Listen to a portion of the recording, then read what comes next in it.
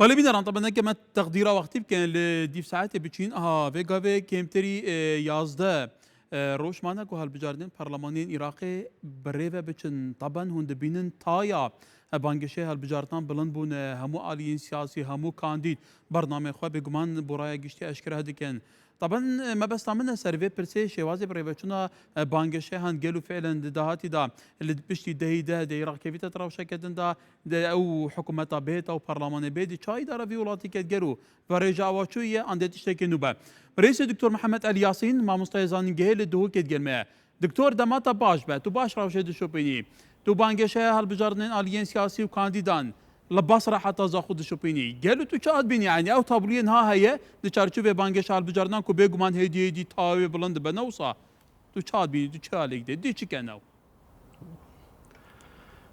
دما باش اف هل بجارتنا هل بات وكو رنگ ودانك بو و وان پروتستن کل داویا سال 2019 لعراق هاتینا کرن کو هل بجارتنا کا پیش وقت دوی چاقی دا بهتا کرن در انجام وان پروتستان بو و یکی کو حکومتک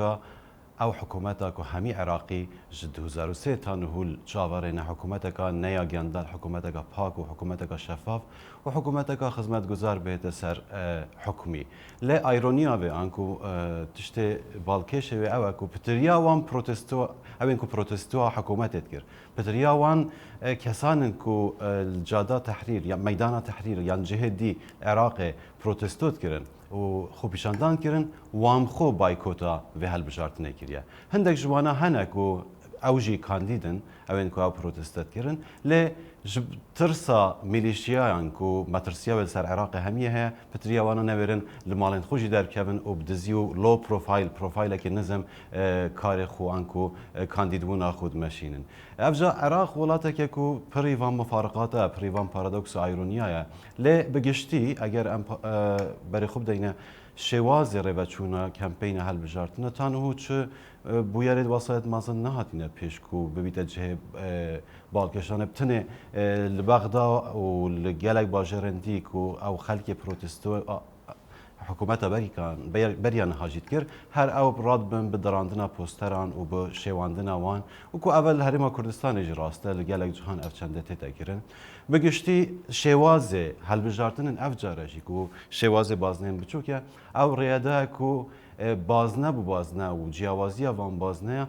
گرمو گوریا هل بجارتنه و کی سالم برین هوجی نبیتن هر وقت داتن کو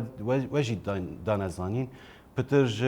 2 میلیون خلکی جی کارتن خونه ورگرتین یا حکومت یا ریکن جدا پیدات کردن بوی کو خلق بهنه ورگرتنا کارتان کو اوجی ورگرتن یا نورگرتن مافکه تایب آن دنگدان یا دنگ ندم مافکه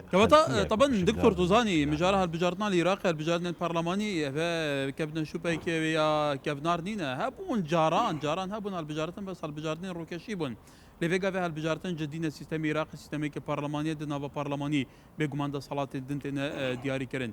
قالوا وعي خلك عراقي جادا عراقي بقشتيك ويكرتو روش بشوبينيتو شواد بيني ونمنا بخلا بينجم يا برلمان عراقي يعني بچان جاران خلق بجداري هالبجارنا كر فعلا وعي خلكي تيجيشنا خلكي يا جاده بنماين ديمقراطيه شواد كإدارة كرنا ولاتي دف خلكي شوايه تو شاد بيني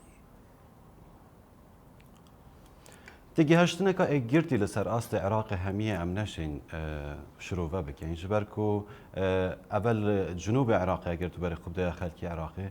باوريها كو ديسان ده حكم كبيد دسته هر همان ميليشيان ده أوينكوب صدان جنجن وانا ينخو بيشان در كشتين أو خلكي دبرا جنوب العراق أو باوريها هيكو ده جارة قادي حكمراني كبيد دسته همان ميليشيان ده أوينكو گنجن وانا بصادان او کشتین لسر جاده افجا لهرما کردستان باوری بلکی برنگی که دیبیتن هر اختیار هزین سیاسیت هرما کردستان دوان هر بجارتنان دا به پیام که نرمتر جاران و به باوری که پتر جاران به تایبتی هر دو هزین سرکی پارتی و یکتی به باوری که مازنتر به ناو یک رزی بانگشا خود بنا پیش یک رزی لعراق یک رزی لبغداد کو اول طبعا اف دو پیام جدانه و کو خلکی هرما کردستان جی هر وقت دیار زونن دنگدان الویرا پیش وقت داجی دیارن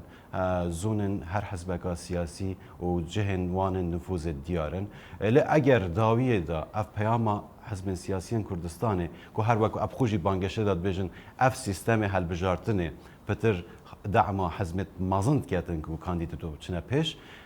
اگر اول بوی پیامه یک رزیه بچنه باغدا از بارد که هم ده باشتر بیتن ویراجی پارادوکسا کدیه های هلبت دماکو یاسایا و هل بجارتنه کار لسرد کرد که در باز بکن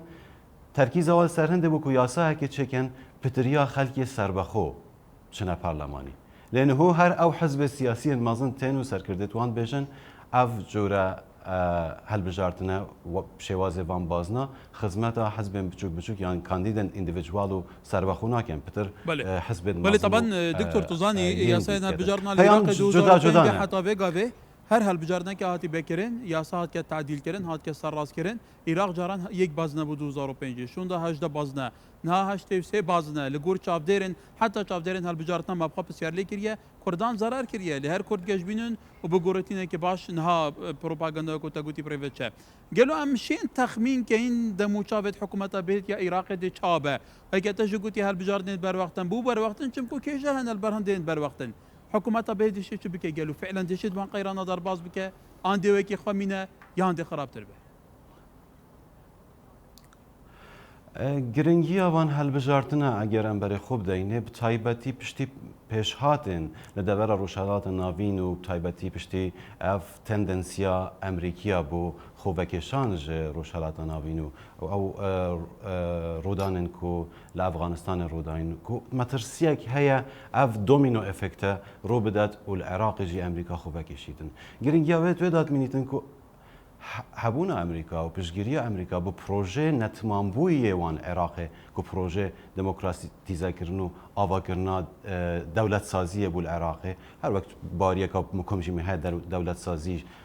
لای در و نه تکرن تویا کارک بیتنش لای نافخوی و بهتر کردن شبروی گلکا گرنگی کو هجمارکا وان آلین سیاسی بشن کوالیسیونه که آن هفت پیمانیه که دروز بکن بو حکومت بهت عراقی که حکومتک بیتن بشیتن استقرار خورا گریتن باس حلبت 2005 تانو هو پشتی 2003 و کتنا رژیما پیشتر احزاب شیعی زورینه شیعانه و حزب شیعی حکمرانیت گیر ندست لأنه حزب الشيعي جي يتهاتينا بارچا بارچا كيرن و بتريا وانجي ايران بشگيريا وانات كات اف بارچا بارچا بونا وانجي ايران بشگيريا ليت كات لتاوي وقتي او وقتكو او بارچا بارچا بونا نبي تمترسيك لسر شيعي بونا عراقي ناسنامه شيعي عراقي لانه هر وقت ديار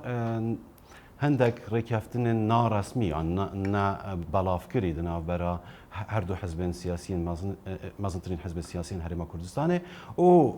تيار صدري و از بارد كم هندك آليين ديجيين سني وكو جماعة حلبوسي وناجي بش